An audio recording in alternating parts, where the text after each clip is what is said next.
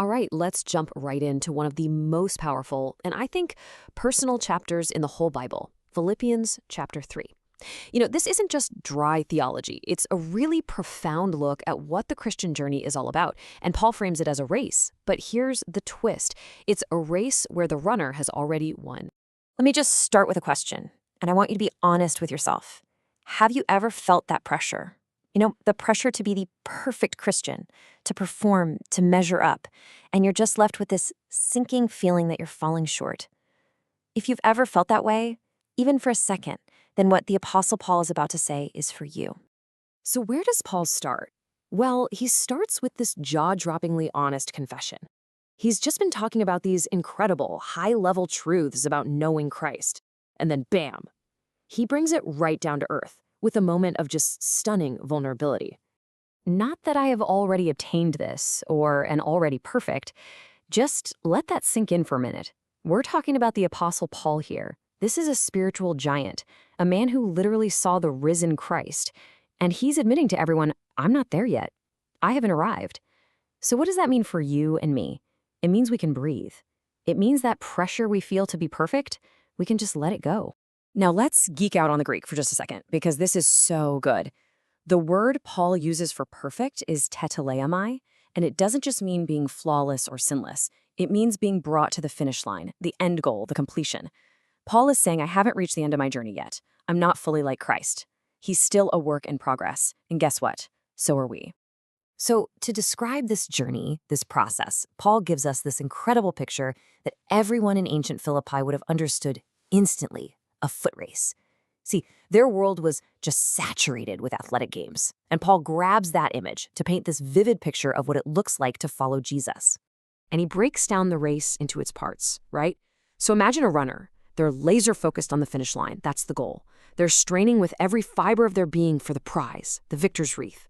And then there's that incredible moment at the end, the upward call, when the herald calls the winner up to the judge's stand to get the reward. Paul takes all of that and he fills it with eternal meaning. For us, he says, the prize isn't some wreath that's going to wilt and die. Our prize is resurrection. It's becoming fully and completely like Jesus. But hang on. This is where the whole metaphor takes a breathtaking turn. It's the big reveal. You gotta ask, what's the fuel for this race? What actually keeps the runner going when their lungs are burning and their legs want to give out? Well, the answer is the secret at the very heart of the gospel. It all hinges on one little word, because. Paul says, I press on to make it my own, because Christ Jesus has made me his own. Did you catch that? It's completely flipped. We're not running in order to get saved. We're running because we've already been saved. Our pursuit of God is a response to his pursuit of us. We run because we've already been caught. And that phrase, made his own, in the Greek is katalambanano. It's not a gentle invitation. It means to seize, to grasp firmly, to take hold of. Just think about Paul's own story. He was on the Damascus road, literally running as fast as he could in the wrong direction, trying to destroy the church. Jesus didn't just tap him on the shoulder. He seized him. He laid hold of Paul while Paul was his enemy. And that right there, that initiating love, is the entire foundation for our race. Okay, so if the race is fueled by grace, what's the strategy? How do we actually run this thing day to day?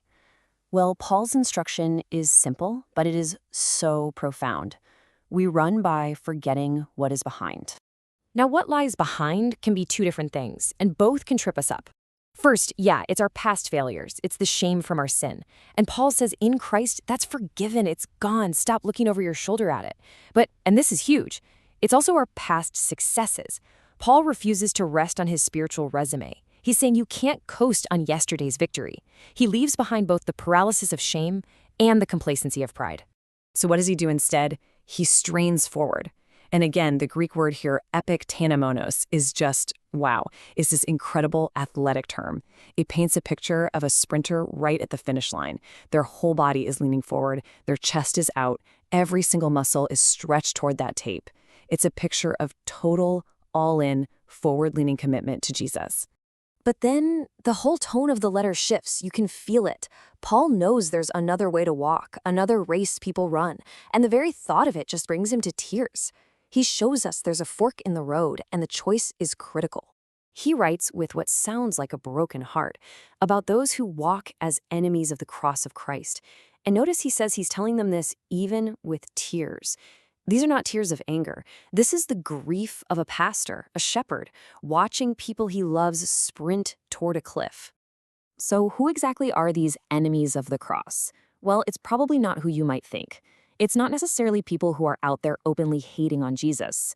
More often, it's people who want a version of Christianity without the cross. They want salvation without surrender. They want resurrection without having to die to themselves. And Paul gives this devastating four-part diagnosis. He says their God is their belly, meaning their appetites, their feelings, their comfort. Whatever they want, that's what they serve.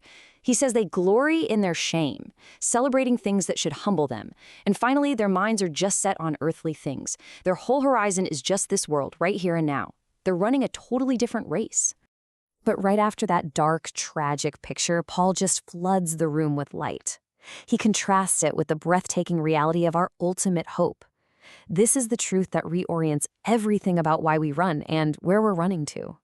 He declares our citizenship is in heaven.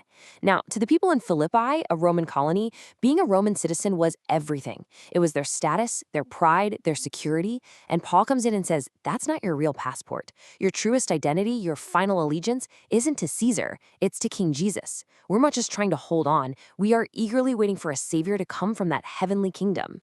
And what's this savior going to do when he comes back? He's going to transform our lowly body. The Greek is even more blunt. It's the body of our humiliation. And that's just an honest look in the mirror, isn't it? It's a body that gets sick, gets weak, grows old, and eventually dies. It's marked by the brokenness of this world. And this is the amazing hope. He is going to transform it into the likeness of the body of his glory. The blueprint for our future body isn't some vague spiritual idea. It's Jesus's own resurrected body, glorious, powerful, and eternal. So this isn't about escaping our bodies. This is about the total and complete redemption of our bodies. And how does this happen? How is this even possible? Well, here's the climax of the whole chapter. It happens by the power that enables him even to subject all things to himself. Just think about that for a second. The same cosmic, universe-remaking power that Christ will use to restore all of creation is the very same power he's going to use to remake your body. Your personal resurrection is part of a universal restoration, all flowing from the unstoppable power of God. So we end right here. What if this Christian life, this race we're all running, isn't ultimately about the strength of your stride, or your performance, or your ability to be perfect? What if it's all about the strength of the one who has already reached out, grasped you, and promised that he will never, ever let you go?